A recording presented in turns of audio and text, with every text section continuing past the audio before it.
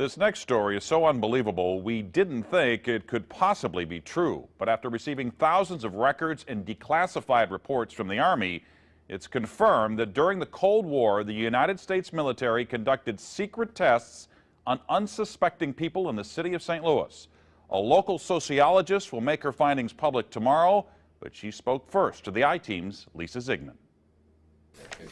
Lisa Martino Taylor's life work has been to uncover details of the Army's ultra-secret military experiments carried out in St. Louis and other cities during the 1950s and 60s. This study was secretive for a reason. They didn't have volunteers stepping up and saying, yeah, I'll breathe zinc cadmium sulfide with radioactive particles. These Army archive pictures show how the tests were done in Corpus Christi, Texas in the 1960s. In Texas, planes were used to drop the chemical, but in St. Louis, the Army placed chemical sprayers on buildings and station wagons. City officials were kept in the dark about the tests. The Cold War cover story was that the Army was testing smoke screens to protect cities from a Russian attack. The truth, according to Martino Taylor, was much more sinister. It's pretty shocking. The level of duplicity and secrecy,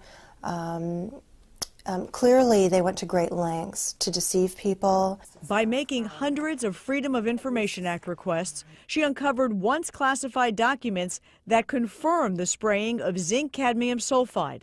The greatest concentration of this compound was sprayed near the Pruitt-Igoe housing complex just south of downtown St. Louis. It was home to 10,000 low-income people, and an estimated 70% were under the age of 12. Martino Taylor claims they all unknowingly inhaled this compound morning, noon, and night so the government could measure its effects on their lungs. So this is in violation of all medical ethics, all international codes, and the military's own policy at that time. In 1994, then Congressman Richard Gephardt asked the Army to open its records and explain the St. Louis testing. We want to make very sure that nothing went on that would harm anyone and that all the facts are out on the table. Documents released in the 90s show the Army placed sprayers on this former Knights of Columbus building on Lindell and in Forest Park. The Army always insisted the chemical compound was safe.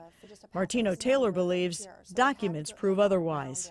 There's a lot of evidence that indicates that people in St. Louis, in the city, particularly in minority communities, were subjected to military tests that was connected to a larger radiological weapons development and testing project. For the first time, she links the St. Louis testing to a company called U.S. Radium, a company notorious for lawsuits involving radioactive contamination of its workers. United States Radium had this reputation where they had been found legally liable decades prior for producing a radioactive powdered paint that killed many young women who painted fluorescent watch dials.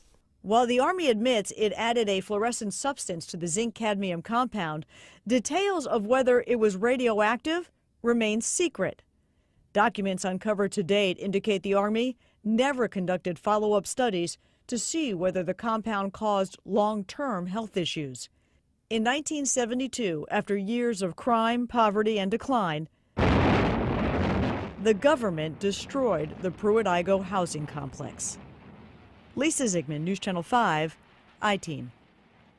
Now, the company U.S. Radium no longer exists. Martino Taylor has placed all of her research, including the declassified documents, online and will link you to that data at ksdk.com. Now, she will make all of her findings public tomorrow at St. Louis Community College Merrimack campus.